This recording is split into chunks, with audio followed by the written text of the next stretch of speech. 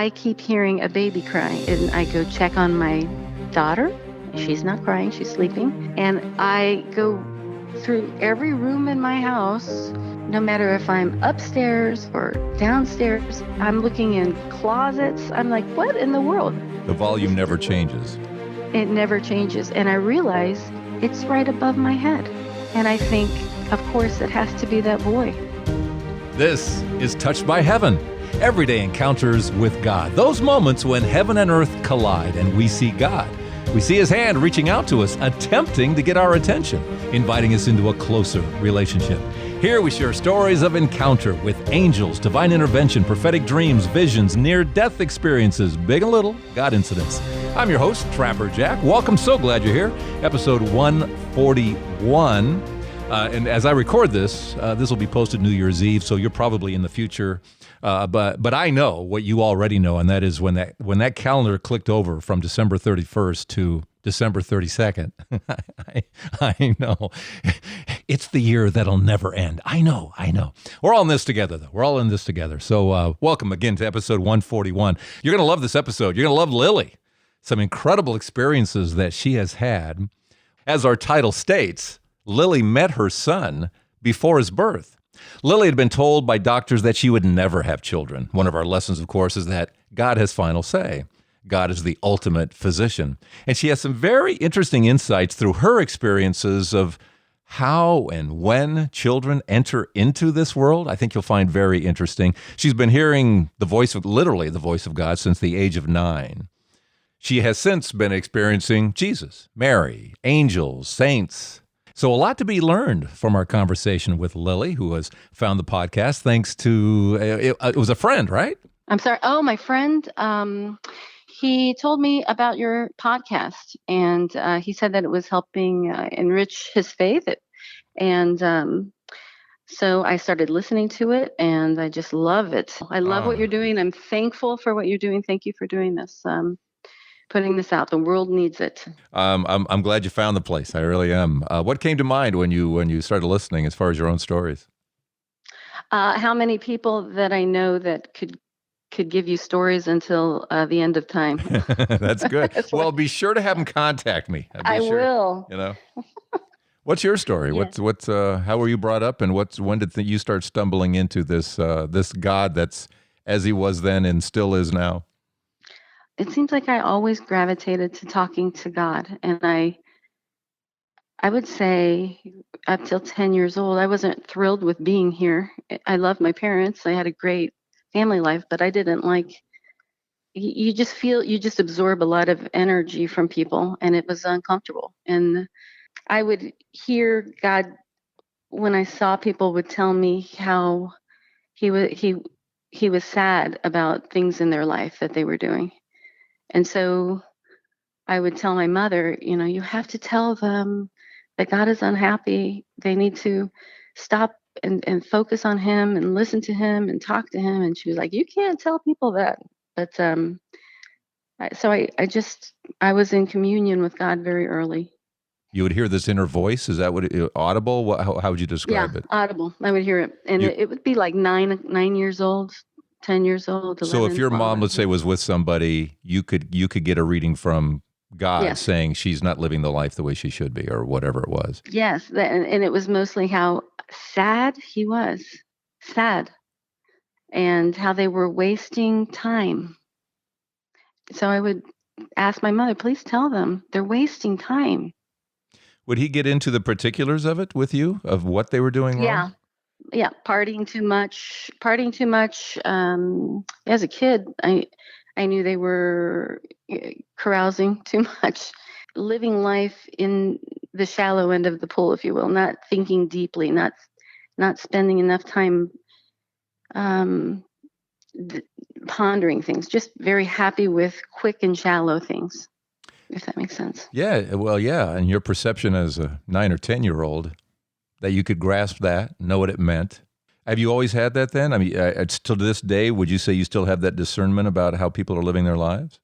Yes, but I really try to turn that off because, I'm in a healing prayer group and we pray over people, and it's for inner healing or physical healing.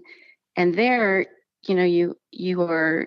I always try to be open to making sure that I'm hearing the Lord, and so it's discernment of what He wants them to know, and so then I feel like I can talk to them about what He's telling me to say to them. Without But judgment, because the tough part is obviously stay no, out of no, judgment. Yeah. yeah, no judgment, no judgment. So, and when Jesus is saying things, it's that He sees the whole picture, so He doesn't condemn them. He's not. He may be sad, but it's the love, the overwhelming love that He has for them, and just wants them to understand that this world we're to experience things, and it's not the bad luck that we have or the bad experiences that we have. It is how we handle them.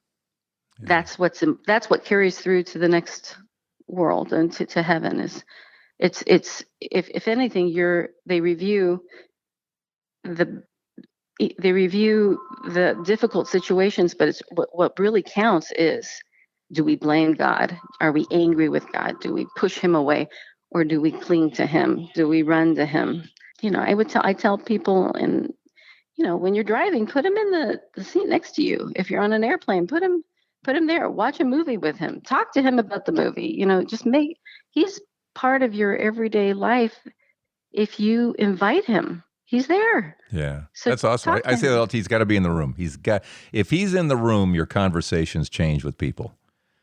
Yes, you're on best behavior. Oh, you are on great behavior. Yeah, you're not going to be screaming and yelling when you got Jesus standing right there going, "What are you doing?" Yeah. Yeah. You're not going to be hating on somebody if you got Jesus standing right there. It's just not going to Yeah. happen. How about angels? You got angels hanging around? Yes, there was an angel.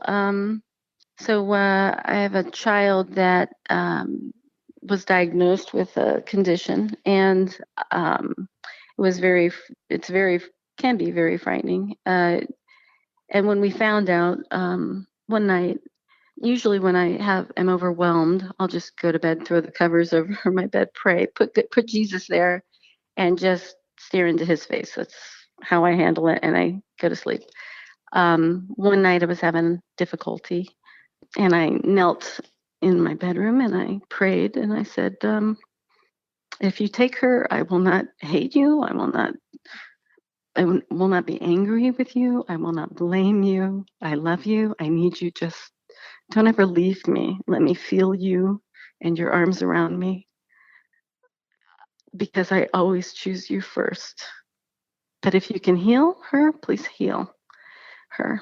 And I got up, went to bed, and about 3 o'clock in the morning, you can hear when it seems like the air changes, something changes, and I wake up and I look out, and we have where the kids' bedrooms are. We have a hall light that comes on, and I see my youngest daughter coming into the bed to come with us, to sleep with us.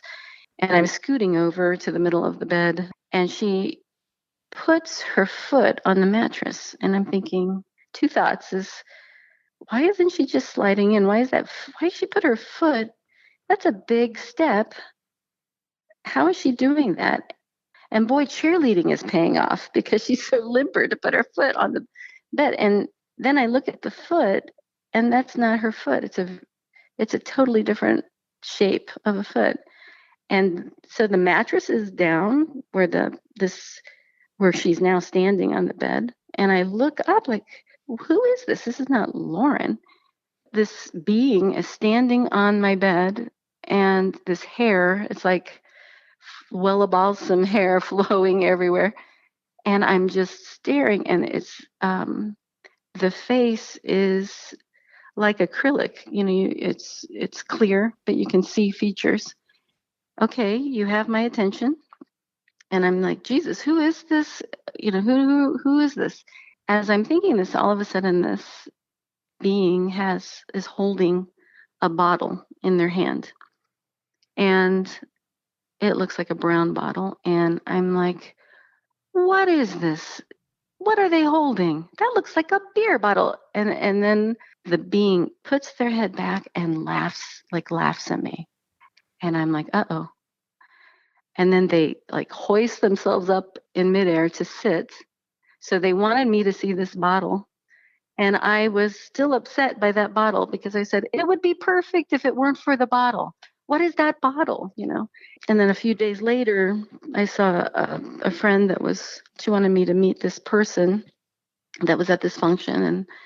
And he and his wife start telling me about their daughter who had some sort of illness. They started taking this substance, and it helped clear it up. And I said, "What is that?" Because I'm of course we were scouring what to do for our child. This substance that he had came in little small bottles, little small brown bottles, and I said, like 1 ounce bottles. And I said, why does it come in this packaging? And he said, I don't know, because it used to come in a bottle this size, and it's the same. He described the bottle that this angel was holding. And so we started giving that to my daughter, and that helped a great deal with ridding the body of toxins. So, But the original bottle was like a beer bottle, looked kind of like a beer bottle. Beer bottle or an A1 steak sauce bottle, something like that. And I was so offended. So much of what you see can be is symbolic, and it is really discerning. What does that mean? What precisely does that mean?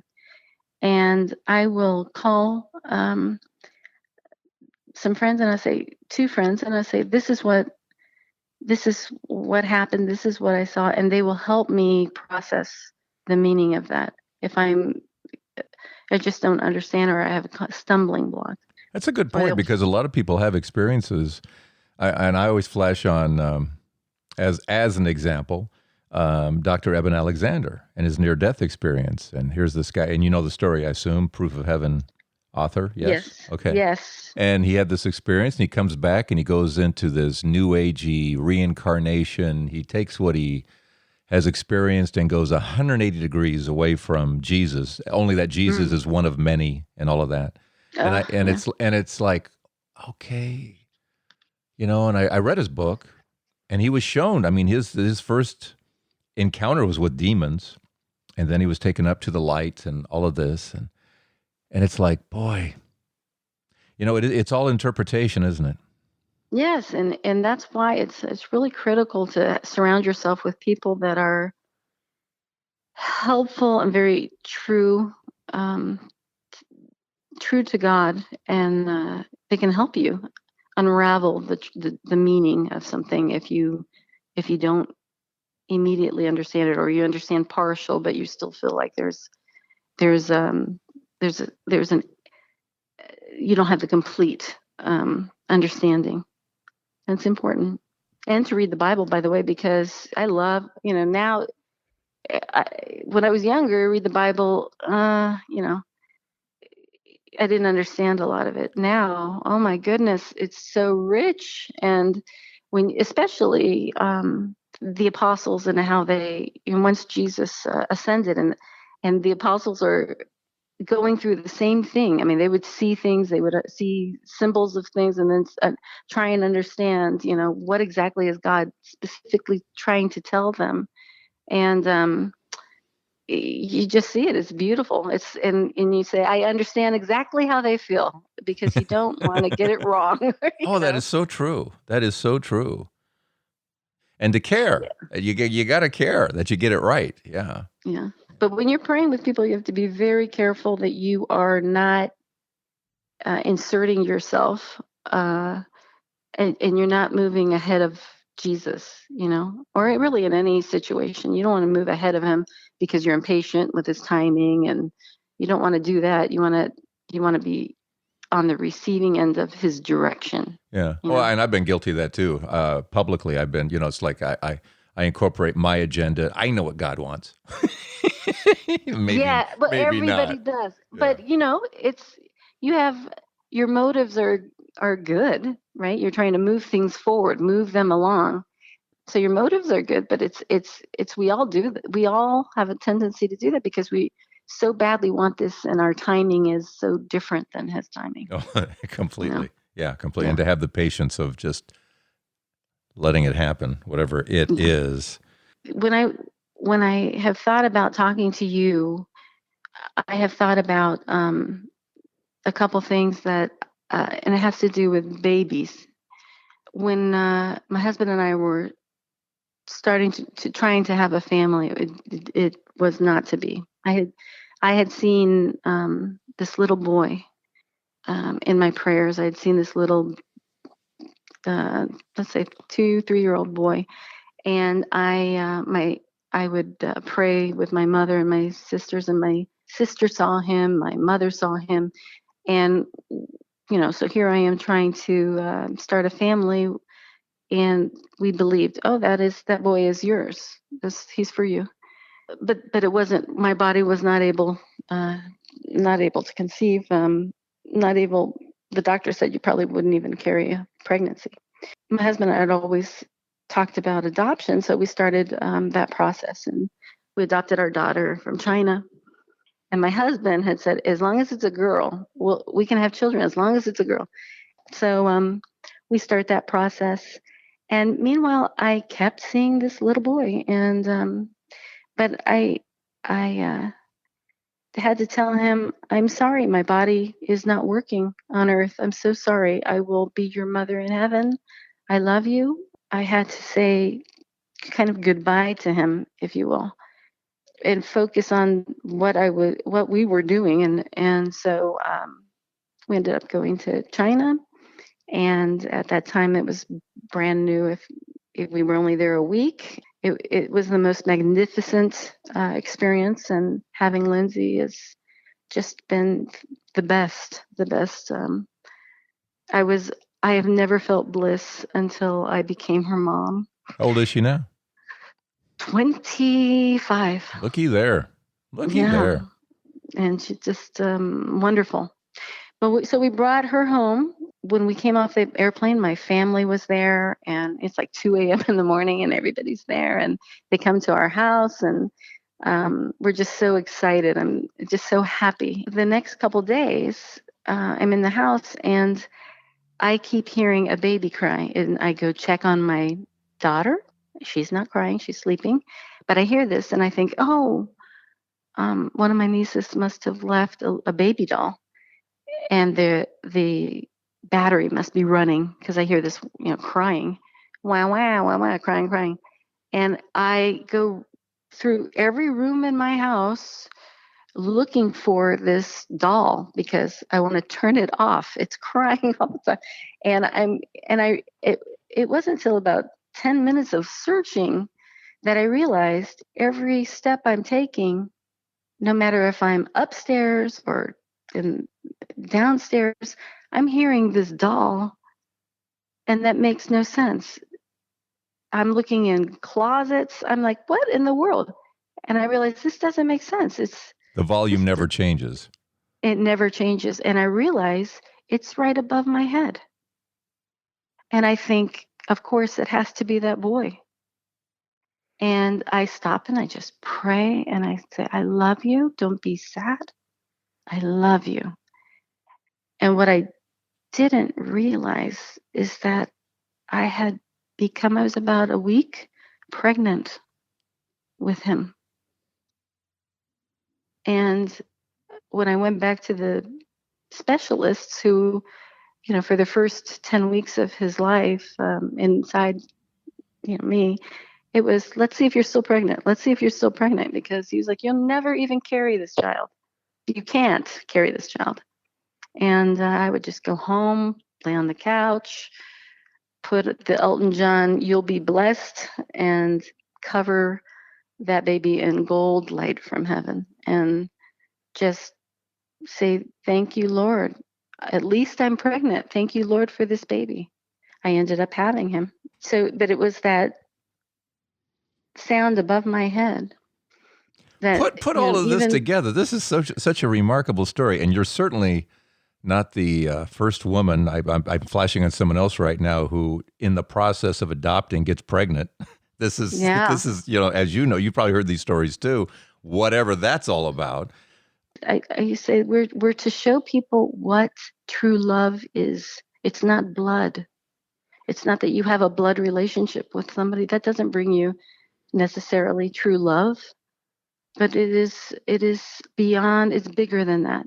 And so when she was little, I would say we are to show people what true love is, how happy you can be when you listen to God. And and I when I was infertile, I had read where somebody's writing, and Jesus was saying to them, listing all the women in the Bible who were infertile, and God gave them the son so that they knew that that child was from God. And I read that, and I was like, Lord, I am in the most elite company of women. I am honored to be infertile. You know, and I am honored to be in the same grouping as Elizabeth, Sarah. I'm so honored. And Yeah. and I say, if you want me pregnant, I'll get pregnant. If you don't want me pregnant, I will move on. But I just felt like it was such a I read that and I thought, oh my gosh, I'm in the same group with these women. How blessed am I? So let's go back. Now, when you got Lindsay was how old? Hmm. What, literally just a baby? Or She was 7 months 7 months old. old. You Hmm. hear this baby above you and you think, okay, it's the boy I'm not going to have or whatever, right? Right, Was right. that a one-time event, that crying? I heard it for a few days, yeah, Few days. and Okay. and I So, think it was when the egg was being implanted, yeah. and yeah, So at what and point does your body start telling you, wait a minute, what happened? What happened that you how did discovered? I find out? Yeah. Um, oh, I don't know if you can put this on the radio, but I so in work, my dad is a doctor and a family doctor, and we all grew up working there. And we would ask women, when was your last menstrual cycle? And a lot of women were like, I don't know. And I think, how could you not know? So I have this new baby. She had asthma at the time, so every 4 hours we were up giving her treatments. I was tired. I remember thinking, it was like January, and I remember thinking, hey, wait a minute. I don't know if I had my cycle or not. I don't even remember. I'm this tired that I don't remember. And I called my sister and I was crying, and she's like, what? And I go, I've become one of those women. I don't, that you're so disorganized that you can't even remember that. And she had told me that she, in prayer, and she had seen us both big belly pregnant together. She's my twin, big belly pregnant, and together at the same time. At Christmas time, she found she was with child. And she turned to me and she said, remember, we were both pregnant at the same time. And I told her, Lindsay was my pregnancy. I've already been pregnant. It was an emotional pregnancy. And that, like, to me, it was like, get over it. I'm over it. That was my pregnancy, and that is my baby. And she's just gave me that, eyebrows up, like, yes. To be honest, I was a little bit miffed because I was like, this is my destiny. So I called her and I was very upset, and I said, I'm just exhausted. I don't even know. I can't even think straight, and I don't even remember that. And I'm disgusted because I should remember that. And she said, take a pregnancy test. And I said, would you stop? Come on, stop it.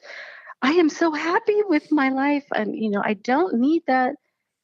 She's just, for me, take one. And so I took one just to pacify her, and lo and behold, it came back, and I was like, oh my goodness, I was so humbled. You had to be stunned. I Absolutely was stunned. shocked. This is impossible. My doctor says it's impossible. I had been through a year of menopause. I had been through, like, they put you into these medications to resolve the issues. And Really? How old were you? 30, Okay. 31, 30, 31. They put you through that process to just kind of like help you move on? What is that? I had endometriosis, and Okay. the doctor was like, "You've got stage 4," and I go, "Well, it's only stage 4. I mean, how bad could that be?" And he goes, "Oh, Lily, this is this is you can't get worse." So you And were dealing with a lot of pain in there. yes, yeah, yeah. And I just was like, "Please, I don't want to have a hysterectomy at 30." But You have growths in there, and you still got pregnant. yeah, ironically, the only thing to help you is either A, menopause, or B, being pregnant. But because of it, you really can't get pregnant. And because of it, you may not carry the child. That's a crazy story, girl. That is a crazy story. Your twin sister obviously has some gifts too there that she. Oh, she does. Yeah. All my sisters too. The but so what amazed me is the sound. So you could hear the child. So the child is near the mother, right? Um, Years later, in my little prayer group that I'm in, as we're sitting there, I see above me this little baby. In like my mind's eye, I see this little baby. And I see the little chunky feet and the legs. But what amazes me is the baby has their hands in prayer. And I say to the group, "Oh my goodness, there's a little baby descending into this world that has stopped to pray with us. What a beautiful, beautiful baby this is." It's so like, and their heart is so pure that they are pausing to pray with us. And so we keep going. The next day, I'm talking to my sister, and she's telling me about her neighbor, Julie. Every time she says, "Julie, I feel the baby." So she's going on about this story that she's telling me. And after a while, I'm like, when she's done, I say, I have to tell you, is Julie, is she pregnant? And I told her about the baby and the prayer group. And I said, every time you say that name, I see her and I see that baby that was in midair, like descending into this world. And she said, well, they haven't told us anything. I said, call her. I think she's pregnant. She called her and she didn't even know she was pregnant at the time. She was. And as a little boy, they had a little boy, and he, as an infant, would put his hands in prayer for him, and just a lovely, lovely little boy.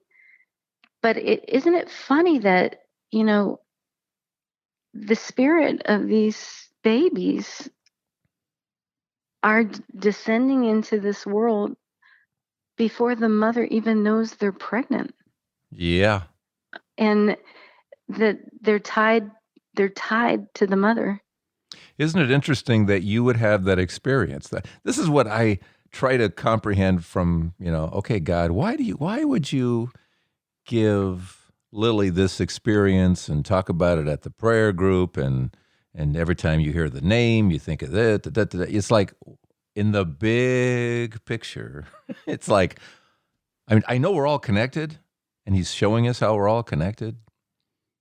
But do you have an answer for that? What's I think it's a lesson. And it's a multifaceted lesson. Okay. The first one is, um, babies are descending from heaven. Their spirit is descending from heaven as the mother, as that uh, fertilized egg is being implanted. Their spirit is here. It's not just a bunch of cells. But people think, didn't they believe that, once you had the baby, then the spirit came into the body? No, no, no, no. yeah, yeah. It's as, and that spirit is tied to the mother, is around the mother, in the mother. And so it's not later in the gestation of this embryo. It is in implantation. It is there, right? Or it's either implantation, or once it's fertilized, the egg is fertilized, but the baby is there. The spirit is there, and they're waiting, just waiting until they can be fully developed to come into this world. They're there, and so it's it was meant for her because they had just purchased a house, and that expenditure was large, and they maybe wanted to put off having children for a little bit, or not immediately bundle everything together. And uh and so it was to tell them, don't, be at peace. This is meant to be. This is meant to be. But it's I think it also is,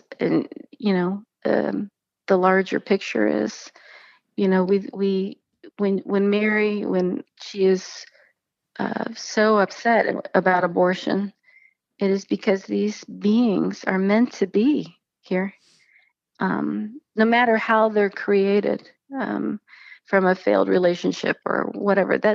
Okay, that's different. But these beings are meant to be here, and they just need some time to develop, and and give them a chance. Give them a chance, because there is a purpose for them here.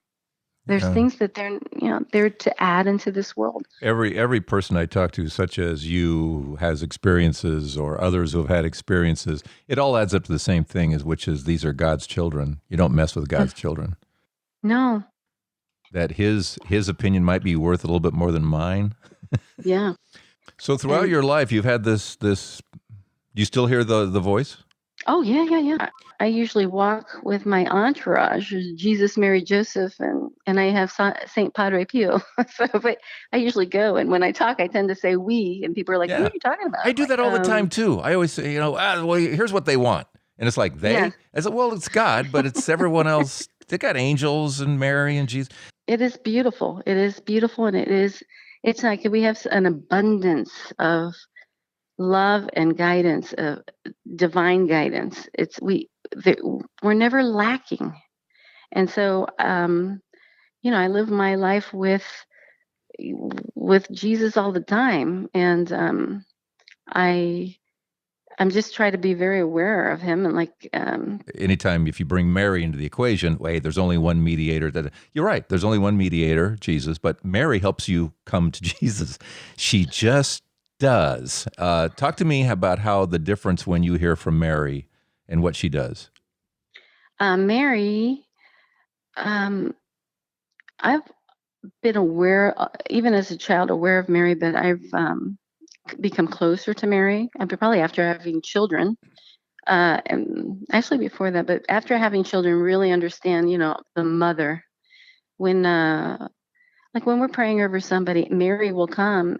You see her and how she deals with that person. It's very tender, very gentle, almost like a soft, caring nurse, and uh, to heal the wounds, to love and pray over you, to be with you, to guide you. When in raising my kids, even now, like, if I have a very difficult conversation that needs to be had, I am praying to Mary, just fill me with the right words, and she does. And so that if I say, what do I say next? How do I approach this? Because my instinct is to maybe be too direct, and she is softer, and it always turns out better. So I rely on her a great deal. Yeah. Yeah. I have a complaint with Mary. She's so soft. A lot of times I know that she's the one trying to impart the information. And I will say, Mary, you have to hit me harder. You have to tap Yes. me harder, because I'm not, it takes me sometimes a lot longer to get the message when it's coming from Mary, because she's doing it so softly, so Mhm. carefully. Mhm. Mhm. What about Padre Pio? How does he enter the? Now, Padre is an interesting guy. Here's a guy, for those who don't know. Boy, could he see into your soul. I mean, people come into Mm. confession, and he if they didn't tell them their sins, he would tell them their sins, or you're not Yeah. done yet. How about, he would run people out of the church if they, Yeah. if they didn't come to do what they said they wanted to do and have a true confession. So how does he pop into your life?